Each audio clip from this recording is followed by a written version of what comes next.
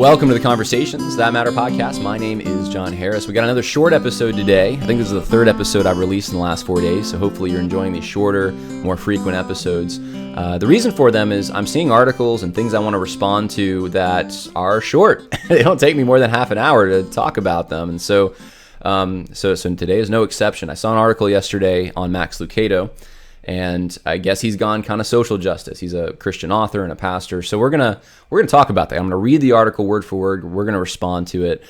First, I just want to thank you for praying for my father-in-law, Frank. He's out of ICU now, which is amazing. He was on death's door a week and a half ago.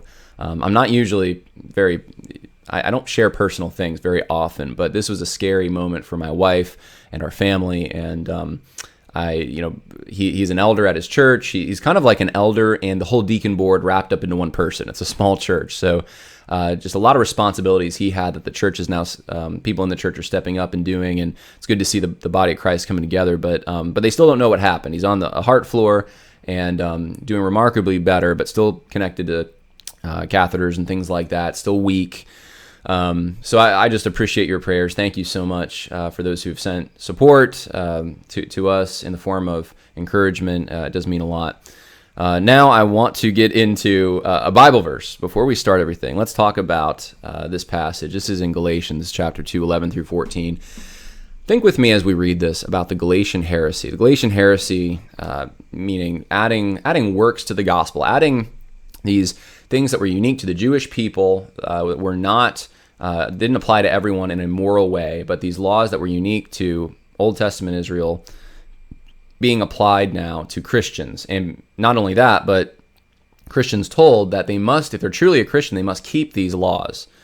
And so this was a problem. The whole book of Galatians is written against this. And I'd like to suggest we're seeing something very similar in some quarters of the woke social justice Christianity that is emerging lately. And it's funny. I saw it was I think it was Neil Shenfi actually defending the fact that he went to J.D. Greer's church. Someone sent me some screenshots of him just defending it. It's a gospel-centered church.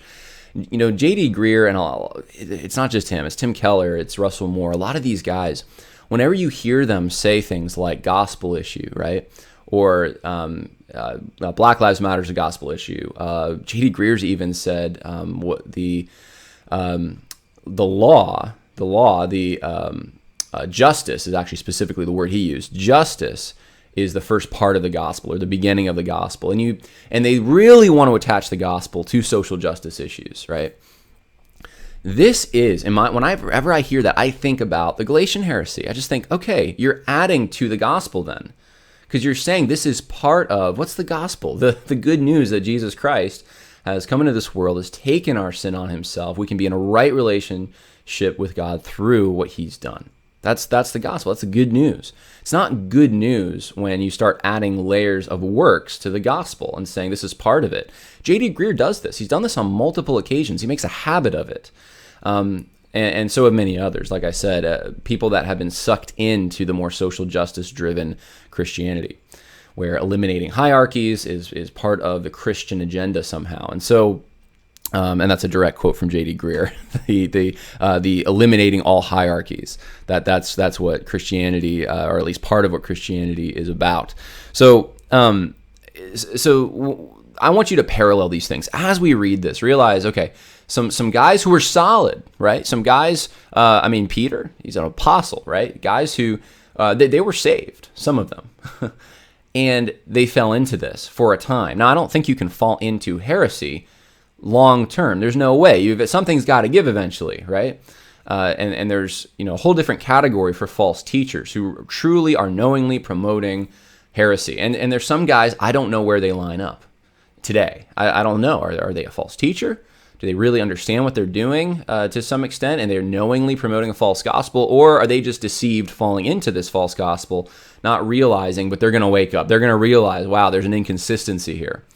And it's sometimes hard to tell. But the more time goes on, the more the benefit of the doubt, you can't give it anymore. It starts to move. You move the benefit of the doubt away from the individuals you were giving it to, because you realize, wow, you've been corrected like 10 times and you've made this error over the course of years now. And so And so it becomes difficult. And I'm very careful of trying to assume someone's a brother in Christ when they're promoting things like attaching works to the gospel in some way. So as we read this, think about what I've just talked about. Galatians 2:11-14. But when Cephas came to Antioch, I opposed him to his face because he stood condemned. For prior to the coming of certain men from James, he used to eat with the Gentiles. But when they came, he began to withdraw and hold himself aloof, fearing the party of the circumcision. The rest of the Jews joined him in hypocrisy, with the result that even Barnabas was carried away by their hypocrisy. But when I saw that they were not straightforward about the truth of the gospel, I said to Cephas in the presence of all, if you, being a Jew, live like the Gentiles and not like the Jews, how is that you compel the Gentiles to live like Jews? Okay, so what's going on here? A couple of things I just want to point out very briefly before we get into the main issue we're going to be talking about today. Cephas is Peter, right? So Peter comes to Antioch, and Paul opposes him to his face. This is the way we're supposed to do this, by the way. That's why when people say, like, John, you're, you shouldn't be doing the kind of things you're doing online. You need to privately go to someone. Well, that's in Matthew 18. That's when someone sins against you, and I agree. But when it's not a personal sin against me, when it's when it's false teaching going out to the church publicly, what did Paul do? He went publicly to Peter, to his face. And the reason was because Peter stood condemned. So this is there's a love and a care here of some kind for Peter's own well-being. For prior to the coming of certain men from James, he used to eat with the Gentiles. So he used to associate with people who were not Jewish, right? And of course, what would this involve? Eating foods that were unclean, quote unquote, in the ceremonial law of the Old Testament. But when they came, he began to withdraw and hold himself aloof, fearing the party. So what's happened is he is fearing, out of fear, there's influential people that have come in, and side note here, a lot of woke guys will try to use this passage as, look, it's identity politics, look, it's Jews and Gentiles, it's racial groups. That is ridiculous. That's not the issue. They weren't looking at their skin color or looking at other external ethnic identity marks of some kind and saying, well, that's why we don't like these people. It has nothing to do with that. It has everything to do with the law. So when you hear people like Mark Dever talk about identity politics being at play in the Council of Jerusalem, then realize he's not being quite honest with you about what, either he doesn't understand what identity politics is, or he doesn't understand what the Council of Jerusalem was about. And so what we have here is not a racial, quote unquote, issue. This is an issue of the law and religion and whether or not you must keep the law and to be a true Christian. These are Jewish believers, quote unquote, coming in. And it's fear of them. It's fear of these people that keeps Peter doing the wrong thing, not associating with the Gentiles. The rest of the Jews joined him in the hypocrisy. So this is a leader. Peter's a leader, and people follow Peter into this hypocrisy. Does this sound familiar? Does this sound like some of the evangelical, quote-unquote, leaders today who start, because out of fear from Black Lives Matter or the popularity of social justice in the world or in their denomination or association, they're going to just go along with this, and now their whole congregations are following them into it? I know because I get the emails from people at these churches. They feel alone, a lot of them. And they're not, but they're afraid. The other people at the church are afraid. And so this is what Peter did. The rest of the Jews joined him in the hypocrisy. And the result that even Barnabas, even someone really solid, you wouldn't expect this person. And this is really what I want to emphasize. Someone you wouldn't think Barnabas would be the guy. Come on, Barnabas isn't going to fall for that. And yet he goes along with it. And a lot of you're discouraged. You're thinking, how in the world can Christians who I've trusted, solid teachers of the Bible, I thought, how can they not see this? This is what Phil Johnson asked to Al Mohler, to Lincoln Duncan, to Mark Dever. Do you not see this? And of course, Al Mohler got very upset with him when he asked that question. But that's how you feel right now. Do you not see this? This is what Paul did when he opposed him. Do you not see this? But when I saw that they were not straightforward about the truth of the gospel, I said to Cephas in the presence of all, in the presence of all. Not privately, not behind the scenes, not you said something publicly that was in error and I'm going to go correct you behind the scenes. No. In the presence of all. Think about this. Paul wasn't contradicting Matthew 18, guys. I guarantee you that. In the presence of all, if you, being a Jew, live like the Gentiles and not like the Jews, how is it that you compel the Gentiles to live like Jews? He's saying you're a hypocrite, Peter. You're a hypocrite. You don't actually believe deep down that you have to keep all these ceremonial laws.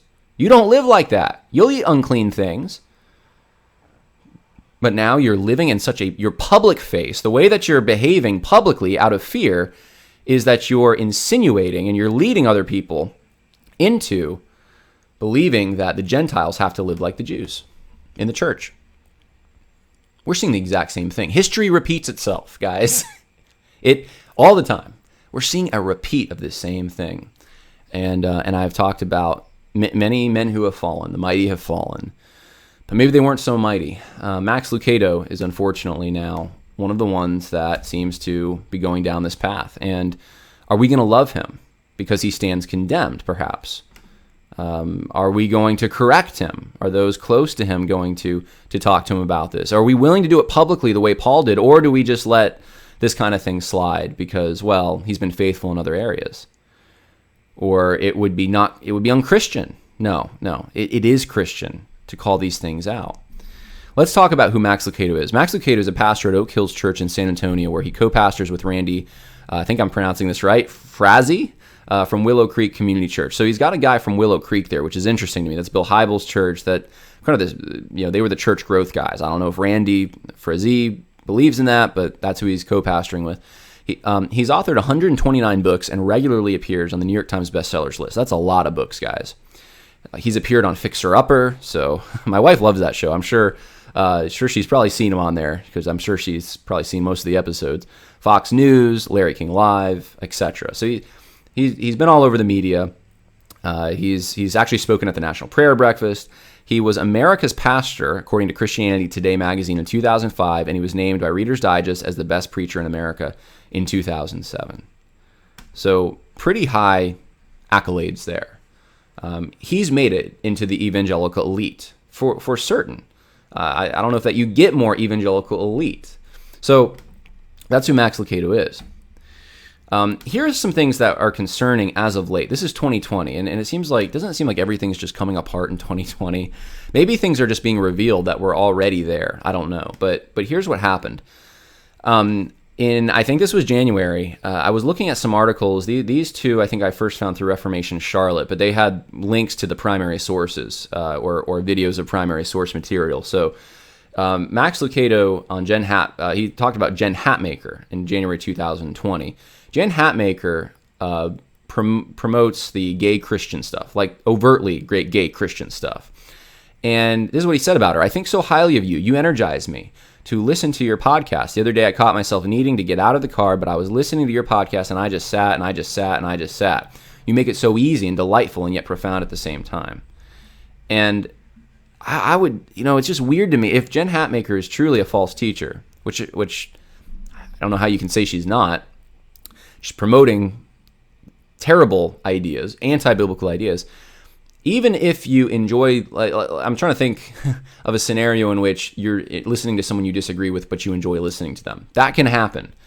But when you do that, you're going to add a lot of caveats. You're going to talk about how, we don't disagree, or we don't agree on much, but I enjoy listening to you. Or, some kind of warning, knowing that you're an evangelical leader, knowing people are listening to you. I mean, this almost sounds like an endorsement.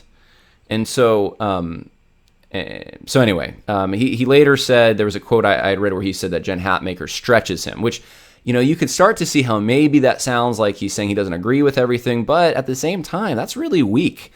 There's no opposing her to her face like Paul did with Peter, which is there should be some of that at least, you would think. In May of 2020, this might have been late April, I'm not sure, but the article was posted May 1st.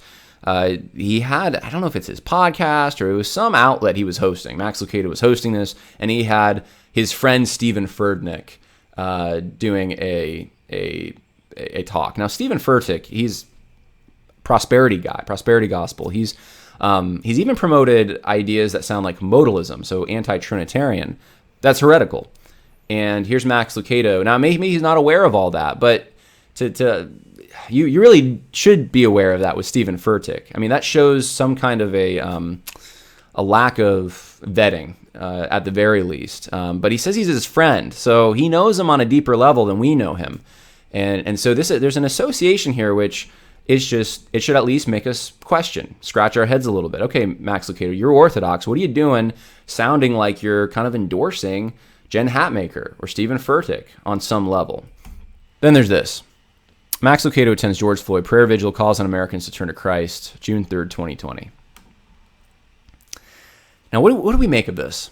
Because a lot of evangelical leaders have done this. This was the faith and works thing. It's a Black Lives Matter light kind of event. Some Christians went to these Black Lives Matter events. Others are going to these Black Lives Matter light events that Christians are putting on. And at best, Black Lives Matter is an overtly Marxist organization. They claim that. They say they're trained Marxists. They're a secular religion. I explained this in 2 videos. You can go to Why Are All My Friends Marxists and Black Lives Matter and the New Religion, 2 videos that I go through this. To put things in perspective, what would it be like if there was a cult that was holding events that were unique to that cult all over the country out of the blue? And I don't know. Pick whatever you want to pick. Native American cult of some kind that's attracting new members to their cult to worship at their altar, and they are all about preserving the environment. Okay, let's just say something like that is going on. It's overtly it's a false religion of some kind.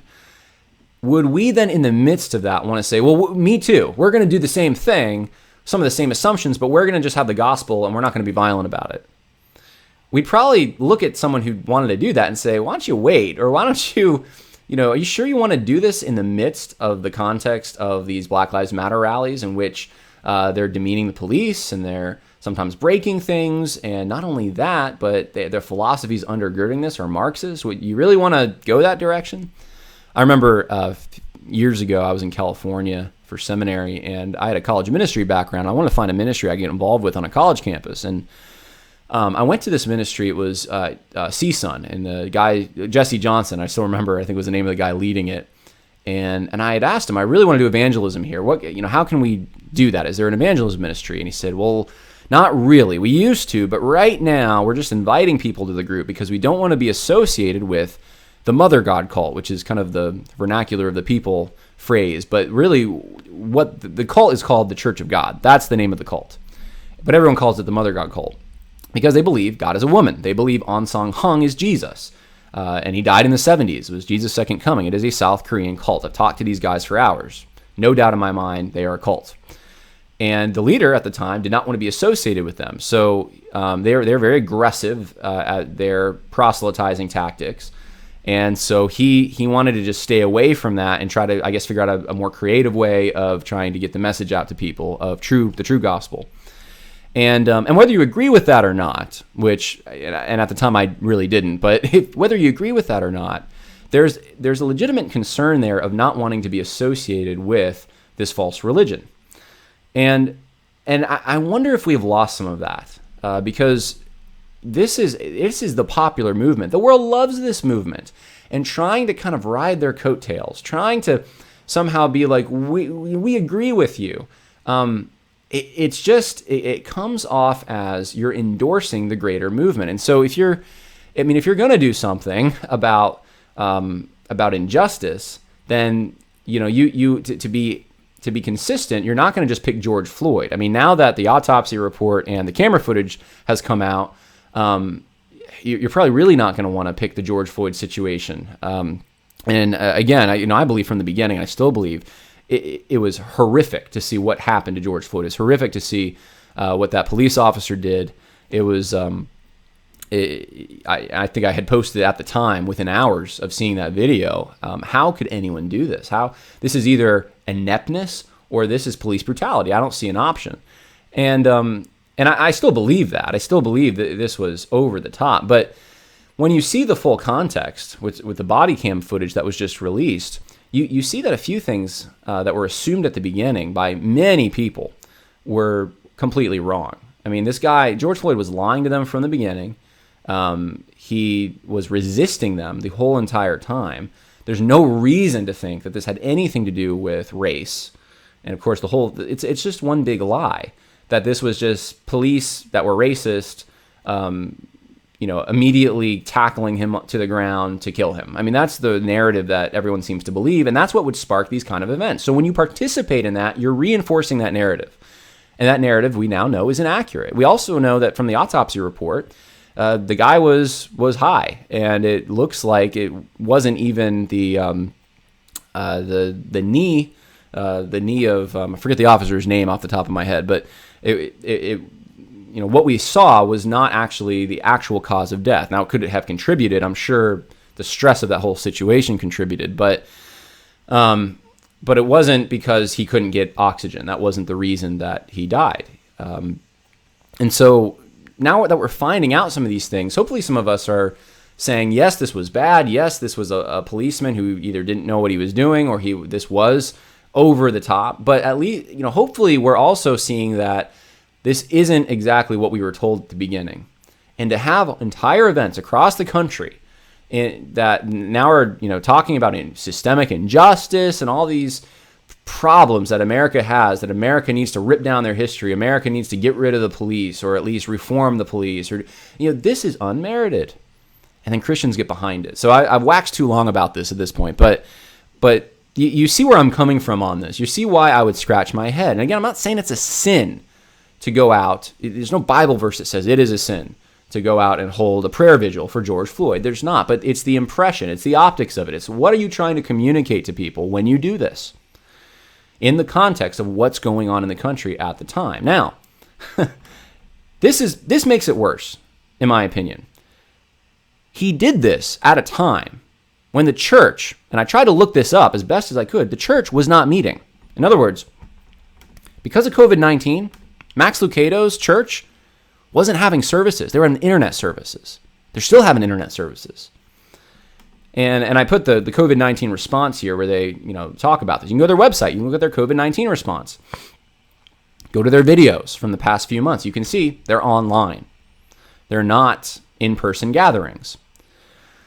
Now put that in perspective. Going to a worship service, having a worship service, it's not that important because we can just do that online. But we need to show up in person for the George Floyd prayer vigil, and our pastor, Max Lucado, is going to speak at it.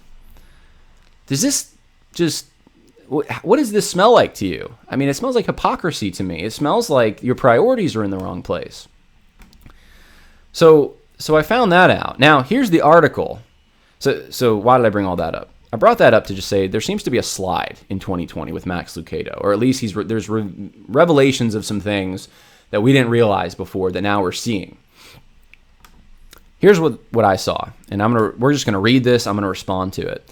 Pastor Max Lucado asks forgiveness for Christian white supremacy. San Antonio Report, August 9th, 2020. I realize he's doing this at a time his church is not meeting in person, but there he is at an event where people are meeting. Prominent local pastor and author Max Lucado got down on his knees Sunday in San Antonio to beg forgiveness for his and his white ancestors' acts of racism and inaction. Now, this is written by the San Antonio Report. I've said this before, but when we hear the language of lament, we're just lamenting in our church. We're having a lament service because Christians who do that, they want to get away from the word repent. They want to say, well, we're not repenting, we're lamenting. Because they know if they start doing the repenting thing, they're in trouble. They're playing with some biblical doctrine of repentance there. But if they say lament, they can kind of get away with it. Now, my point is the world doesn't see it that way. The world sees it's repenting. Because what does he say here? Yeah, Max Lucado is getting down on his knees. He's begging for forgiveness. I'm sorry that I have been silent. I am sorry that my head has been buried in the sand, Lucado said. My brothers and sisters are hurting, and I am sorry. I have made them to feel less than. I did not help. I did not hear. I did not see. I did not understand. Now, what is it that he is not seeing, what he's not understanding? Now, article goes on, says organizers estimated that roughly 3,000 people of all faiths attended the emotional Park and Pray event at Freeman Coliseum Sunday evening to follow local faith leaders in prayer to eliminate racism and coronavirus. At least 23,000 more were watching online. All faiths. So he's doing this. He is repenting to, saying to an audience of not just Christians, presumably. All faiths. So Muslims there, Catholics there, in the sense of Roman Catholics, so not Protestants. Are Mormons there? Like, how ecumenical is this event that he's willing to go to while their church is just doing online streams? And there he is. He's standing up there. He doesn't have a mask on. He's, reading, I guess, from the Bible, but that's the picture. The Oak Hills Church pastor's prayer comes amid Black Lives Matter protests and calls for racial equity across the nation. Look, the world sees this. This is part of my point. If you think you're doing something different, we're Christians, we're going to get behind this. No, the world looks at that and they're saying, okay, yeah, he's saying he's sorry, and this is in the context of the Black Lives Matter protests. Of course they're connected in the mind of people that are observers outside the church. Lucado spoke candidly about the sin of racism in and outside of the church. Your church, your pastors have broken your heart by favoring one skin color over another. O Lord God, have mercy on our souls. How dare we? How that must nauseate you, O Lord, he said, adding that those sins extend to brown skin and that he himself has committed them. So far we have nothing. We have it's just, we don't understand. We're racists. The church is racist. I mean, if you really want to create a formula for making sure the young people leave the church, why don't you just say that we're just all a bunch of racists, the church is characterized by racism, and that's part of who we are. You really want to be part of that organization? Probably not. It's like the least tolerated, quote unquote, sin in America is racism. So that's who we are. Now, so he's making all these accusations. Well, where's the meat? Where's the proof? Well, here it is. The word wetback has found its way on my lips too, he said. For that, I'm so sorry, so very sorry. Would you please, O Lord, bring a new day?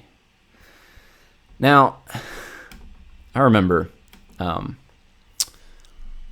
when I was a teenager when this happened, but I remember I had a thought about it was something my mom was a dress my mom was wearing or something, and I had a thought to myself that this particular dress didn't look as good on her as other things she had worn, and so I decided to tell her that, right? And as a young teenager, you can imagine how that went for me. And of course, I remember my father sitting me down and saying, because I think my father was kind of like, look, you're going to get into your dating years here, and you can't do that. Like, keep that to yourself, right? And so one of the things that I learned is that when you sin, you're sinning against someone, either someone who's a person or someone who is the Lord, right? And if you sin against a person, you're also sinning against the Lord. So you're always sinning against the Lord whenever you sin. But sometimes you're sinning against a person as well. Now here's the question. If someone doesn't know that you've sinned against them, right? They're completely unaware of it. Is it your responsibility to go tell them, I had a bad thought about you? Should you tell your friends? If your friends knew all the thoughts you ever had about them, or even your wife or your kids, if they knew the thoughts that you had about them, or your husband or your parents, what would they think of you? Would that be a cruel thing to confess those things to them, to tell them? Or would that be the right thing? Now, if it's connected to, if there's a pattern of behavior and you're exhibiting that to them and they can see it and it's obvious and you're hurting them, then yeah, maybe it's appropriate to say, you know what, I've harbored these feelings for a while, I'm sorry, because they're coming out and they're hurting that person. But if you're not hurting them, if they don't know and it's a fleeting thought and you get rid of it, or you said something to yourself, or you said something when they weren't present, and is that something you want to bring up and tell them? Because now they know that you've said it. Before they didn't, now they do. And think about your own life. Go back and think about all the things you've said in the last however many years. if we were to have a transcript of everything you've ever said, everything you've texted, jokes out of context, jokes that were a little off color and you just didn't think them through and you said them, what kind of ammunition would we have to destroy your public character? Probably loads of it. Probably everyone would be canceled. Every single person in the country, right? If we could do that. If we had and now bring it to your mind. If you had a transcript of everything you've thought. When Max Lucado does this, I think it's cruel in a way. I think that. I just don't think there's not a reason to say, to apologize to a whole community of people, to a whole demographic. Well, I said this about you guys once. Well, they didn't even know you said it about them. Well, now they do, because you're saying that you're bringing up something that can cause potential hurt when you didn't need to. You could have just confessed that to the Lord and moved on. You didn't actually sin against them in the sense, in a way that hurt them. Now you're hurting them because you're bringing it up. So to me, this actually is selfish when you do something like that. This is kind of, look at me, look. This is the Pharisaical prayer. Look, I am, I'm confident enough to admit that I've said this kind of thing. And now you're hurting people in your own confession, where they weren't hurt before. The article goes on. Car horns blared throughout the parking lot in support of his message. They were parked at least one space apart to ensure social distancing. So they, I guess, couldn't figure out a way to do this for church, but they're doing it for this event. And then it talks about this black pastor. According to the article, black pastor Dorian Williams, and he has a prayer forgiveness. Never in my life have I ever seen a white person say to me that I'm sorry, Williams said, pausing to hold back, then release tears, that I'm sorry for what happened to your people and our ancestors were wrong. It is a new day in San Antonio. What's going on here? This is symbolic. It's like the federal head, this black pastor, forgiving Max Lucado, the white pastor, on behalf of white people who are the oppressors and black people who are the victims. And this ignores the complexity of history totally. This ignores, just off the top of my head, how many quote-unquote white people from Europe have come here since slavery was abolished in this country. They don't have any connection to it. How many people who were here at the beginning of the country didn't have any ancestors who enslaved anyone? Because it was the minority of white people who were able to even do that. How many black people in this country are descendant from slave owners either in Africa or slave owners in the United States?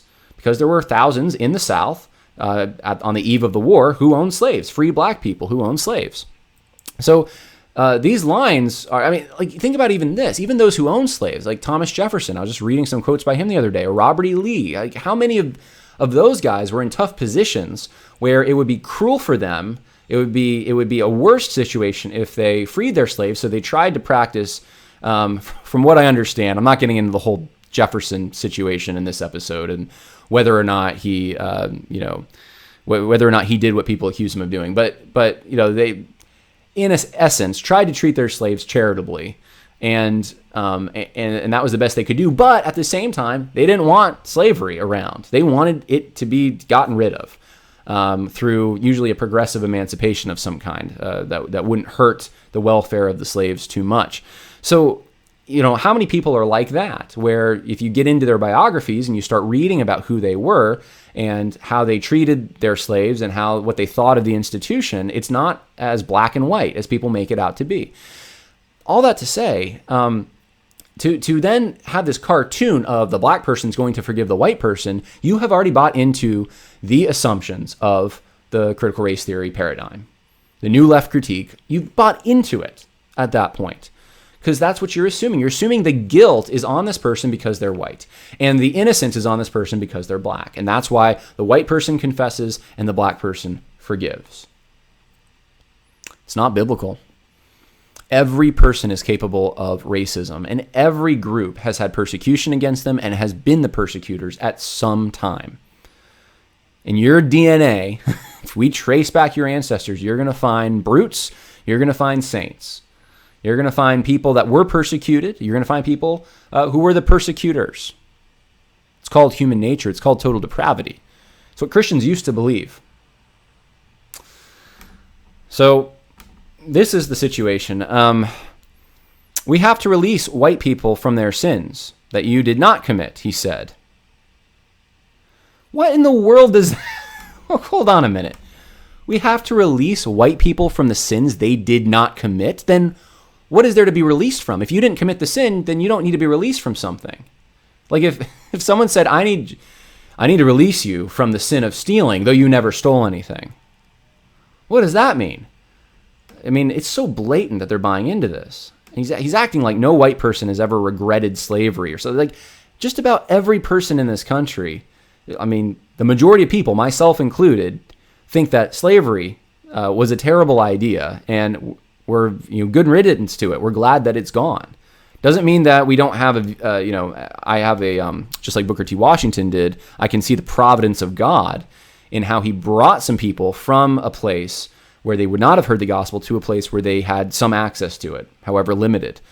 Doesn't mean I don't see the providence. I don't see that God is doing something and moving populations around, etc. But I don't know of anyone. I don't think I've ever met anyone who didn't say, yeah, that was a bad idea. That was wrong. That, speaking broadly of the whole entire scenario, that they wish that, that scenario had not happened organically in the way that it happened.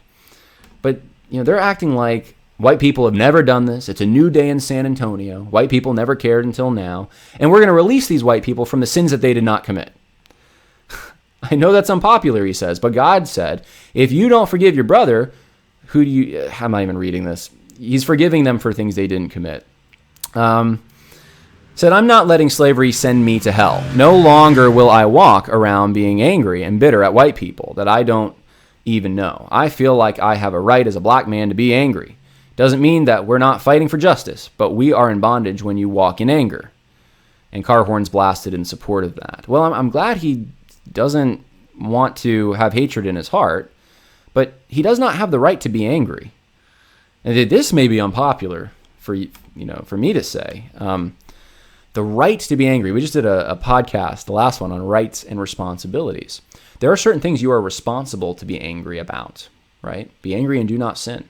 Righteous indignation over something that has taken place. And sometimes you do need to be angry, and you need to go do something about it because it's within your power to do something about it.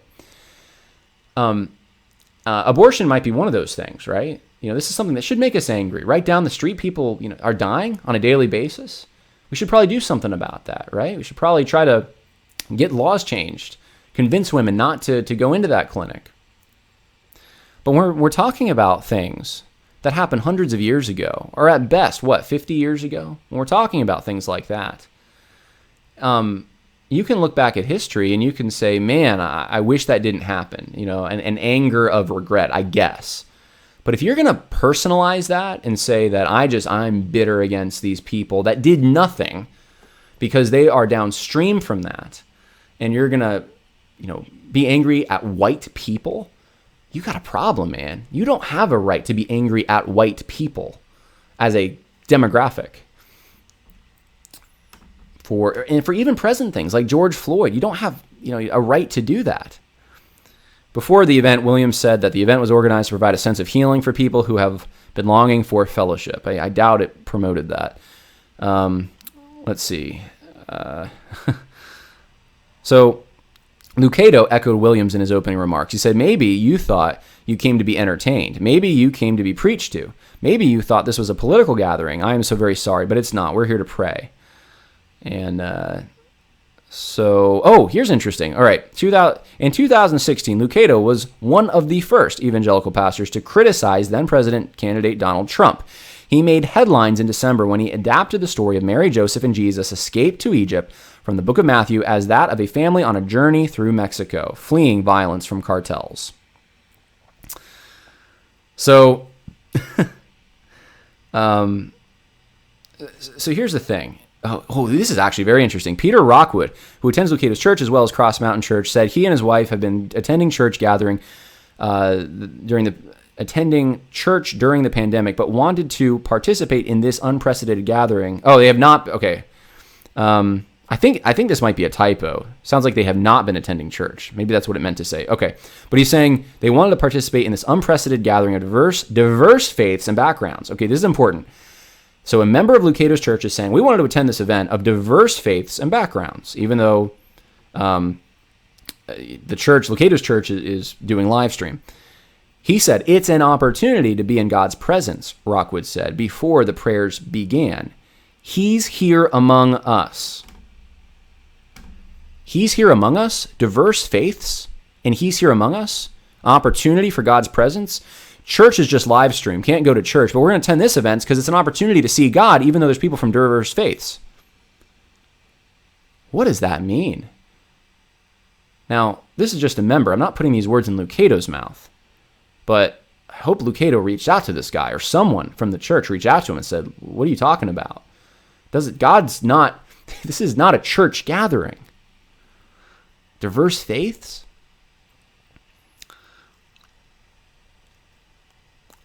Of course, trying to make parallel the story of Jesus fleeing to Egypt, which was also part of the Roman Empire, with someone from Mexico coming to the United States, to politicize that's what mainline denominations do. That's what social gospel denominations do. That shouldn't be what Max Lucado is doing. That shouldn't be what evangelicals are doing, because they're not parallel at all. And countries do have rights to have a border and protect their people. You can't protect your people without a border. I didn't know that Max Lucado had done that. I'm finding this out for the first time. Let me give you a little bit on what's happening. I think this is the same day, if I'm not mistaken, that this prayer vigil thing, or what? Not prayer vigil, but this event that Max Lucado repented at for his white supremacy or racism. This was going on in Chicago. Police shootings of Englewood man reignites political debate. 13 cops injured, 2 people shot. Here's some pictures for you. This was written on the sidewalk. Kill Columbus. If you don't know, in Chicago, there's a statue of Columbus.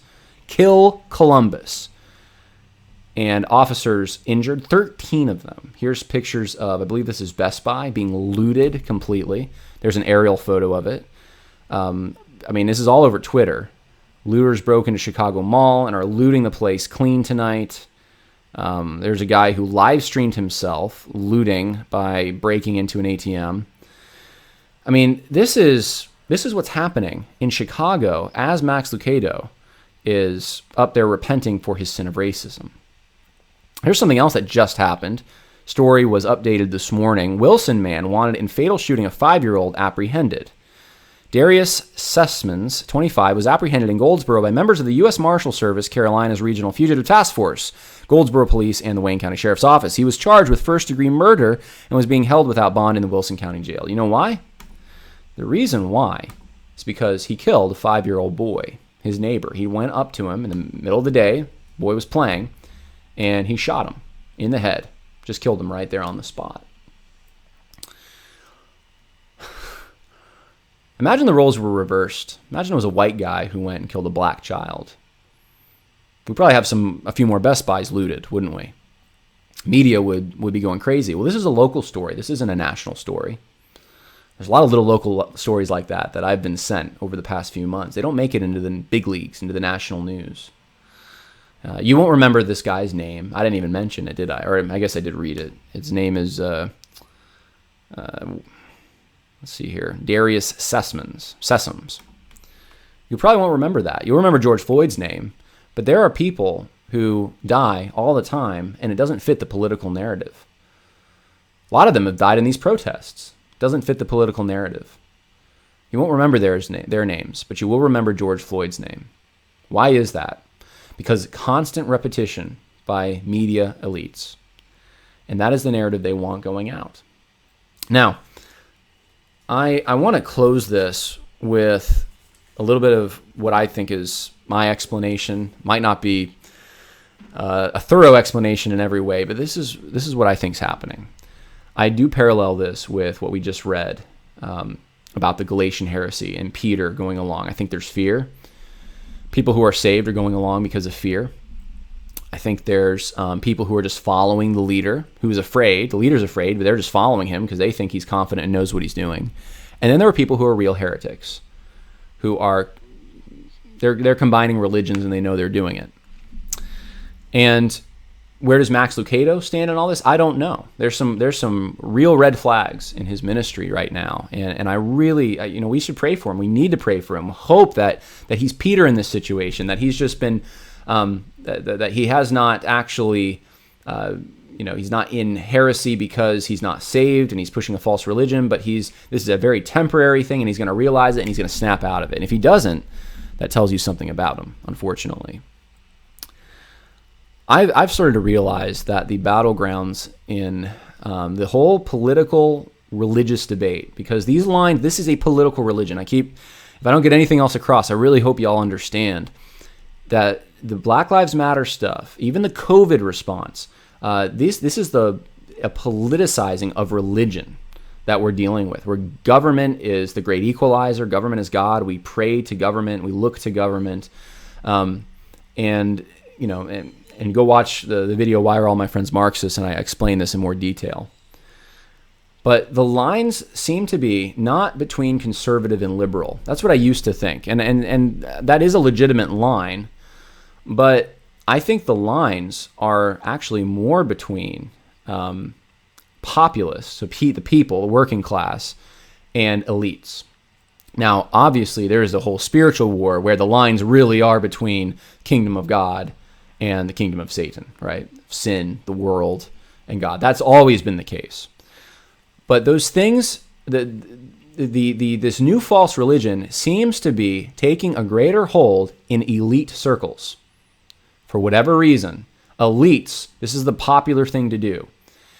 And the realization that I've had, and I think many of you are now waking up to, is how many of your pastors want to be in good favor with celebrity pastors, popular Christian organizations. They look at their heroes. They look at the David Platts and the Matt Chandlers and the Mark Devers and the Tim Kellers. And that's who they want to be. They want to be in their favor. And how many little pastors dream about that kind of thing? I think we're finding that out more and more and more. The pastor's job is to guard and protect, watch over the souls of his congregation. That's the role of a pastor. It's not to be vying in a new hierarchy where they climb the ladder to social success and represent their religion somehow in the public square. And a lot of pastors seem to want to do that. They want to be community organizers, not pastors. And it's a quest for fame, for approval. And Max Lucado is not immune to that kind of thing, especially someone who's in the big leagues like himself. You can imagine probably most of his friends, I don't know who his friends are, but if they're in the evangelical elite strata, then that's who he's talking to, and they're all going the same direction. And they're parroting what secular elites are saying, because ultimately they want to be in good graces with the secular elites. This is the lie. This is the danger. And I hope you're waking up to it. Someone who's not focused on feeding their sheep, says they are, but they really have their eye on something else. And I'm starting to wake up to this a little more. I've been waking up to it for the past few years, but I'm seeing it now on full display. I think this is the reason for the social justice movement in Christianity. Of course, we could talk about other reasons. We could talk about what's coming, perhaps. I don't want to get too far ahead of myself and have this video canceled, but in a geopolitical sense, what's coming. Just go look up at the World Economic Forum. Go look up what they're saying right now.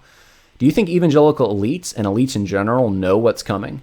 Possibly know the kind of technology that exists right now. You think they know what kind of information could be coming in the Fourth Industrial Revolution, and what kind of controls that will give the government? I mean, if I were them, I would want to be on the right side of that. I wouldn't want to be on the wrong end of a police state like we've never seen it. In the sense of a surveillance state. So that could explain some of it. And I'm not getting all conspiratorial here. I mean, these are actual things that you can go look up what I'm talking about at the World Economic Forum. It's all there. I'm not looking at any fringe websites or anything like that are trying to explain it. I'm just saying, what's the paradigm that you have to explain why so many evangelicals who seem solid for so long are falling? How the mighty have fallen. What was in their heart all along? I don't know. I don't know. And I'm with you guys. I'm with you who reach out to me and ask me, why is my pastor saying these? I don't always know the answer to that. I don't know what's in everyone's hearts. But something on a massive scale is happening. And we're seeing Max Lucado, and what he's doing is one example of that, buying into these assumptions. Racism is just specific to whites somehow. That whites are in the place of the oppressor. That we need to publicly even acknowledge thoughts that we've had or things that we've said that didn't hurt anyone. We need to publicly acknowledge those things. That now we're hurting people by doing it. But we need to come clean with everything and in a public venue of some kind. I'm kind of concerned that privacy is going out the window, and privacy is important. We need privacy. We need to be alone with our thoughts at times, and not everything that you have needs to be shared. This is one of the dangers of social media, is the idea that everything should just be public. So I just wanted to share that with you, somewhat of an explanation, and respond to what Max Lucado said. Lots more coming, guys. I appreciate all of your support. And as a final thing, I want to just mention, go check out Russell Fuller's Theology Classroom. I've been promoting this.